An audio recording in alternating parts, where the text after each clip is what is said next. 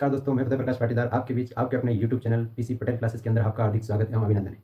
आज हम जिस प्रकार से हैं आपकी 6 है, 72 है और 120 है। 6, 72 और 120 है। इसका क्या करना है आपको? अभाज्य गुणनखंड से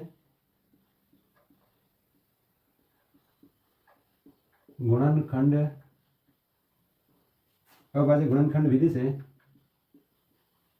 आपको क्या निकालना है? HCF एंड LCM आपको क्या करना है? फाइंड आउट करना है। ठीक है, पहला क्वेश्चन है अपना कि 6, 72 और 120 जो है इनको अभाज्य गुणनखंड विधि से अपने को क्या निकालना है? HCF और LCM निकालेंगे। ठीक है, देखते हैं। सबसे पहले क्या करते हैं, इनका 6 का अभाज्य गुणनखंड निकाल देते हैं, 72 का अलग अभाज्य गुणनखंड निकाल देते हैं और 120 का अभाज्य गुणनखंड निकाल देते हैं। ठीक है, फिर LCM और HCF अपन निकालेंगे। तो यहाँ से अपन इसका सोल्यूशन करते हैं। तो 6 का अभाज्य गुणनखंड निकालने के लिए क्या करेंगे अपन? इसमें 2 का भाग देंगे तो यहाँ पे 3 आएगा, यहाँ पे 3 का भाग देंगे तो यहाँ पे 1 आएगा। तो अपन ऐसा लिख देंगे 2 × 3। ठीक है, बराबर में कितने? 6। उसके बाद निकालेंगे 72। 72 का अभाज्य गुणनखंड करेंगे तो ये होता है 2, तो 2 × 3 = 6 और 2 × 6 = 12, 36। फिर 2 का भाग देंगे, 2 × 1 = 2, 2 × 8 = 16। फिर 2 का भाग देंगे, 2 × 9 = 18। फिर 2 का भाग नहीं जाएगा, फिर 3 का भाग देंगे तो 3 × 3 = 9। फिर 3 का भाग देंगे तो 1 आएगा। तो इसको अपन इस प्रकार से गुणनखंड में लिख सकते हैं 2 × 2 × 2 × 3 × 3। ठीक है, उसके बाद है आपका 120। 120 का भी करेंगे अपन अभाज्य गुणनखंड, तो ये आ जाएगा आपका 2 का करेंगे, 2 × 6 = 12, 0। 2 का भाग देंगे, 2 × 3 = 6, 0। फिर 2 का भाग देंगे, 2 × 1 = 2, 2 × 5 = 10। फिर 2 का नहीं जाएगा, 3 का देंगे, 2 × 5 = 15, 3 × 5 = 15 और फिर 5 का देंगे, ये आ जाएगा 5 × 5। ठीक है, इसको अपन लिखेंगे तो ये आ जाएगा 2 × 2 × 2 × 3 × 5 बराबर कितने? 120। यहाँ पे बराबर कितने? 72। ठीक है, इस प्रकार से पहले क्या करते हैं अपन? तीनों के अभाज्य गुणनखंड निकालते हैं और उसके बाद में अपने को निकालना है HCF और LCM। ठीक है, HCF जो होता है वो क्या होता है? HCF जो होता है यानी कि इन तीनों के अंदर कॉमन चीज। ठीक है, common factor, highest common factor इनमें तीनों में कॉमन क्या है? तो यहाँ 2 यहाँ पर भी है, 2 यहाँ पर भी है एक बार और 2 यहाँ पर भी है। ठीक है, तो यहाँ लिखेंगे 2, 3 यहाँ पर है, 3 यहाँ पर है और 3 यहाँ पर है इंटू 3। बाकी सारी चीज़ें क्योंकि दूसरे के अंदर भले होगी लेकिन इसके अंदर नहीं है, तो हाईएस्ट कॉमन फैक्टर कितना हो गया अपना? 2 × 3 और इसको अगर गुणा करते हैं तो ये आता है 6। अपना आंसर जो HCF जो आंसर है वो आ जाएगा अपना ये 6। उसके बाद निकालते हैं अपन LCM। LCM का मतलब ये होता है कि किसी भी इन गुणनफल के अंदर जो दे रखा है उसमें अधिकतम कितनी बार आ रहा है। ठीक है, तो अपन यहाँ पे देखते हैं 2 जो है वो अधिकतम यहाँ पर कितनी बार आ रहा है? 3 बार आ रहा है, यहाँ पर भी 3 बार आ रहा है, तो अपन 3 बार लिख लेते हैं 2 × 2 × 2।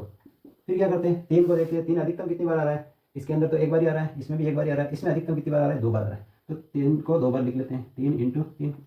फिर कोई बच्ची संख्या है, उसके बाद 2 आ गया, 3 आ गया और ये इसके बाद 5 है, 5 अधिकतम एक बार आ रहा है इसके अंदर। इन सभी को क्या करेंगे अपन? गुणा करेंगे तो क्या आ जाएगा आपका? LCM आ जाएगा। ठीक है, कैसे करेंगे गुणा? 2 × 2, 2 दूनी 4, 4 को 2 से करेंगे, 4 दूनी 8, 8 दूनी 16, 8 तेरी 24। इन दोनों को गुणा करेंगे तो कितने होंगे? 15। तो ये आ जाएंगे अपने 24 × 15 कर देंगे तो 15 × 4 = 60, 60 का 0 हासिल के 6, 15 दूनी 30, 30 और 6 36, मतलब 360 जो है आपका क्या आ जाएगा? LCM आ जाएगा। ठीक है, तो HCF कैसे निकालना है? हाईएस्ट कॉमन फैक्टर, यानी कि इन तीनों के अंदर कॉमन क्या चीज आ रही है। ठीक है, और LCM का मतलब ये होता है कि आप अधिकतम कितनी बार आ रहा है। जैसे 2 जो है वो अधिकतम 3 बार आ रहा है, इसके अंदर भी 3 बार है, इसमें अंदर भी 3 बार है। ठीक है, तो अधिकतम 3 बार आ रहा है। जो 3 है वो अधिकतम 2 बार आ रहा है क्योंकि इसके अंदर एक ही है, इसमें एक ही है, लेकिन इसमें अधिकतम 2 बार आ रहा है। इसमें 5 है, इनमें है ही नहीं, लेकिन अधिकतम कितनी बार आ रहा है? 5 बार। ठीक है, और LCM ज्ञात करने का एक अन्य तरीका जो है वो भी मैं यहाँ पे डिस्कस करूंगा। इधर देखिए आप, अगर ये चीज़ें नहीं समझ में आ रही है आपको LCM कैसे निकालते हैं तो अपन यहाँ पे देखते हैं कैसे निकालेंगे। तो ये तीनों ही हैं, इन तीनों को एक बार क्या करते हैं अपन? एक साथ में लिख लेते हैं 6, 72 और 120। ठीक है, इन तीनों का फैक्टर एक साथ में निकालते हैं।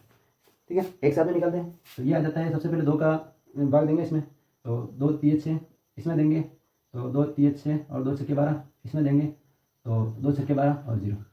फिर 2 का भाग जा रहा है, इसमें नहीं जा रहा है लेकिन इन दोनों में तो जा रहा है, तो 2 का देंगे। तो जिसमें नहीं जा रहा है उसमें तो अपन ऐसा कैसे लिख देंगे? इसमें 2 का भाग जाएगा तो ये आ जाएगा 2 × 1 = 2, 2 × 8 = 16, इसमें 2 × 3 = 6 और 0। फिर 2 का भाग जा रहा है, इसमें नहीं जा रहा है, ऐसा कैसे लिख दें? इसमें जाएगा तो 9 आ जाएगा और इसमें जाएगा तो 15 आ जाएगा। अब इसमें 2 का भाग किसी में नहीं जा रहा है, 2 इसमें तीनों के अंदर 2 का भाग नहीं जा रहा है, तो अब 3 का भाग देंगे, ये 3 इसमें जाएगा, 3 3 इसमें जाएगा, 3 पंजे 15 इसमें जाएगा, ठीक है। फिर इसमें 3 का भाग और जाएगा, इसमें जाएगा, इसमें एक आ गया, इसमें आ जाएगा तो एक आएगा, इसमें जा ही नहीं रहा है तो 5 जैसे कैसे लिखेंगे, फिर 5 लिखेंगे तो ये और ये तीनों आ जाएंगे अपने। अब क्या करते हैं, ये वाली जो संख्या है इनको क्या करते हैं, गुणा कर देते हैं। तो यहाँ पे देखिए 2 into 2 into 2 into 3 into 3 into 5, इनको गुणा करेंगे। 2 दूनी 4, 4 दूनी 8, 8 दूनी 16, 8 तेरी 24 और 24 और 15, ठीक है। 24 इंटू 15 कितना आ रहा है आपके 360 आ रहे हैं, ठीक है। ये और ये सेम आ रहे हैं। तो अपन अगर इस तरीके से इनको कौन से छाटे और कौन से नहीं छाटे, तो अपन इस तरीके से भी कर सकते हैं, तीनों को एक साथ लिखकर भी एचसीएफ अपन निकाल सकते हैं, ठीक है। तो इस प्रकार से आपका पहला क्वेश्चन होता है ये वाला कि 6, 72 और 120 के अभाज्य विधि से अपने को क्या निकालना है, एचसीएफ और एलसीएम निकालने हैं, ठीक है। चलो आते हैं अपन दूसरे क्वेश्चन के ऊपर। तो दूसरा क्वेश्चन है, इसमें कहा गया है कि जांच कीजिए कि क्या किसी प्राकृत संख्या n के लिए संख्या 6 की घात n अंक 0 पर समाप्त हो सकती है, ठीक है। तो अपने को पता है कि कोई भी अंक अगर 0 पर समाप्त होना चाहता है तो उसके लिए क्या होता है, उसके लिए ये होता है कि उसके अभाज्य गुणनखंड के अंदर 2 इंटू 5 एक बार आना चाहिए, कम से कम एक बार क्या होता है 2 इंटू 5 आना चाहिए, ठीक है। तो अपन यहाँ पे इसको देखते हैं कि अगर ये 0 पे समाप्त होगा या नहीं होगा। तो अपन यहाँ पे लिखेंगे कि हम जानते हैं कि यदि कोई संख्या 0 पे समाप्त होना चाहती है, 0 पर समाप्त होना चाहती है,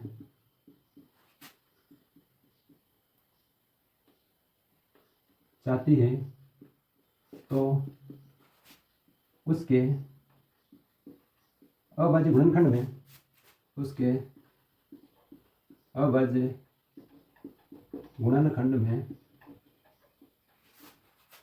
में कम से कम एक बार 2 इंटू 5 आना चाहिए, ठीक है। अगर कोई संख्या 0 पे समाप्त होना चाहती है तो उसका अभाज्य गुणनखंड करेंगे और कम से कम एक बार क्या है आपका, अगर 2 इंटू 5 आ जाता है कम से कम एक बार, तो वो संख्या क्या होगी 0 पे समाप्त होती है। तो अपन यहाँ पे n प्राकृत संख्या n के लिए संख्या 6 की घात n अंक जो है 0 पे समाप्त होना चाहता है, तो उसके लिए अपन क्या करेंगे कि ये जो 6 है इसके अपन अभाज्य गुणनखंड करेंगे। तो यहाँ पे क्या करेंगे, 6 के अभाज्य गुणनखंड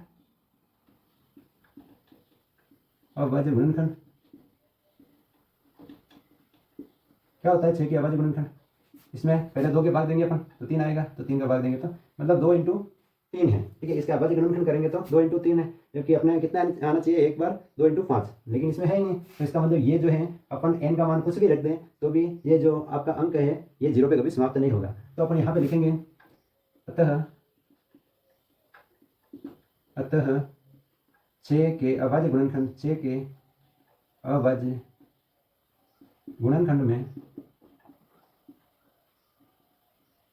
में एक भी बार 2 इंटू 5 नहीं आया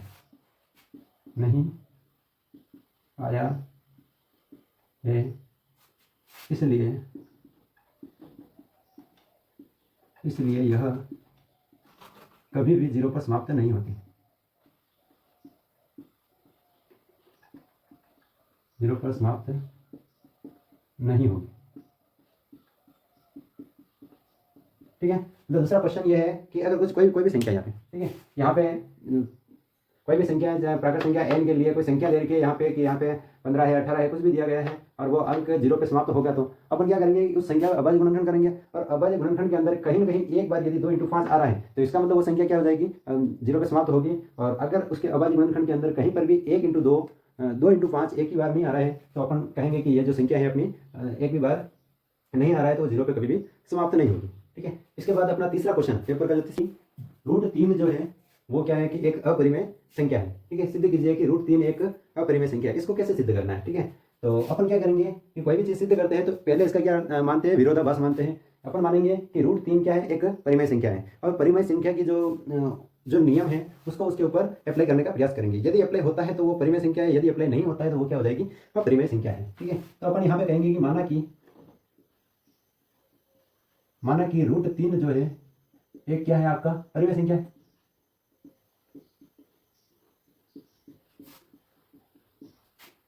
√3 जो है वो एक परिमेय संख्या है, और यदि परिमेय संख्या है तो इसको अपन p/q के रूप में लिख सकते हैं। तो √3 जो है वो किसके बराबर होगा, p/q के बराबर होगा, जिसमें p व q क्या है, आपका पूर्णांक है तथा q बराबर कभी भी क्या है, 0 नहीं है। वह p/q जो है एक सहअभाज्य संख्या है।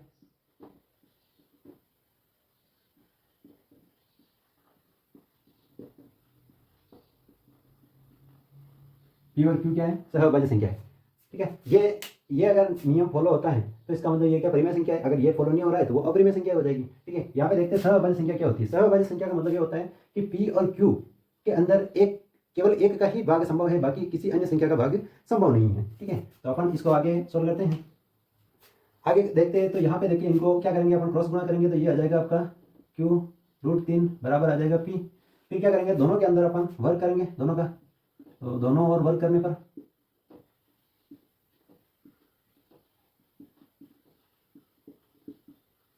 दोनों और वर्ग करेंगे तो यहाँ पे आ जाएगा आपका q²। यहाँ पे आ जाएगा आपका q और √3 दोनों के ऊपर क्या किया गया है, स्क्वायर लगाया हुआ है, और बराबर p के ऊपर क्या लगाया गया है, स्क्वायर लगाया गया है। ठीक है, तो अपन इसको अगर सोल्व करते हैं तो यहाँ पे अपन देखते हैं कि इस q से तो ये रूट तो हट जाएगा। ठीक है, तो अपन इसको ऐसे भी लिख सकते हैं q², और 3 लिखा हुआ है, 3 आगे आ रहा है, 3 अपन इस यहाँ पे कर देते हैं और यहाँ पे कर देते हैं p²। अपन इसको इससे इस प्रकार से भी लिख सकते हैं। तो इसको देखने पर अपने को पता चल रहा है, ठीक है, इसको देखने पर अपने को ये पता चलता है, इसको अपन समीकरण 1 नाम देते हैं, और अपन देखते हैं कि जो p² है वो किससे, 3 से विभाज्य है। किससे विभाज्य है, 3 से विभाज्य है। तो यहाँ पर अपन देखते हैं, इसको अपन समीकरण 1 नाम देते हैं, और यहाँ पे देखते हैं तो ये कहते हैं कि p² जो है, p² 3 से विभाज्य है, विभाजित है। और यदि p² यदि 3 से विभाजित है तो आपका p भी 3 से विभाजित होगा। ठीक है, ये p² यदि इसका स्क्वायर 3 से विभाजित है तो आपका p जो है वो भी क्या हो जाएगा, 3 से विभाजित होगा। विभाजित है तो p भी 3 से विभाजित है होगा।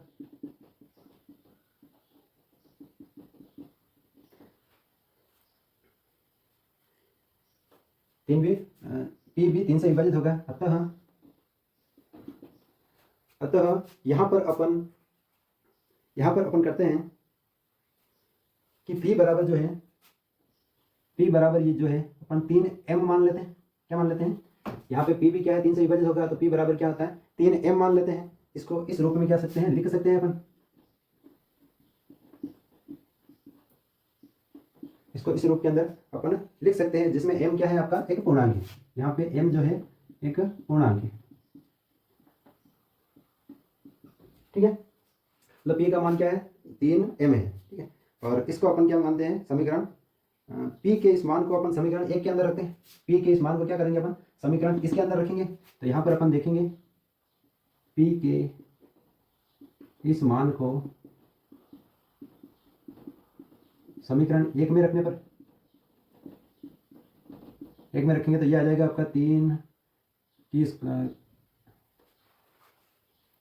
q² बराबर, यहाँ पे क्या है, p² है तो इसको भी क्या कर देंगे, स्क्वायर कर देंगे। तो 3 का तो हो जाएगा अपना यहाँ पे 3 3 9, और m का हो जाएगा m²।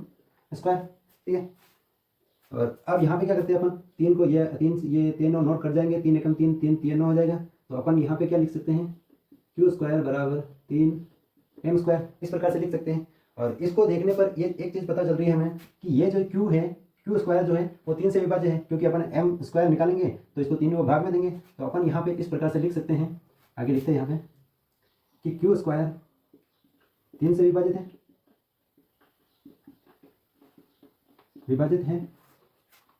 तो q भी 3 से विभाजित होगा।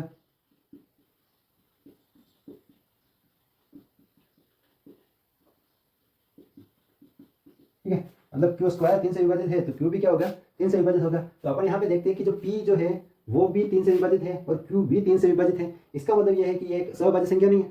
सहभाज्य के अंदर केवल एक ही का भाग जा रहा है, लेकिन इसके अंदर तो 3 का भाग भी जा रहा है। ठीक है, तो अपन यहाँ पे लिखते हैं, अतः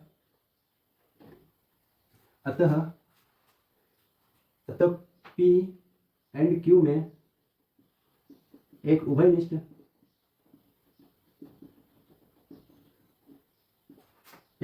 संख्या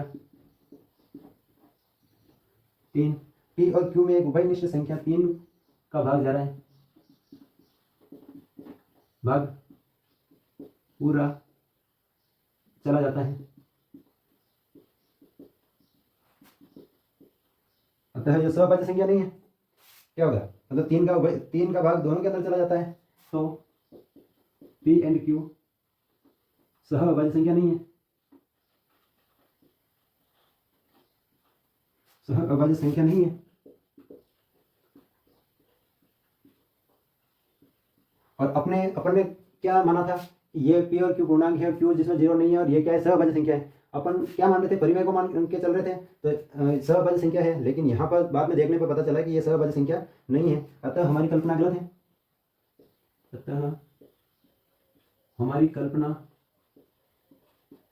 गलत है, गलत है और √3 एक अपरिमेय संख्या है।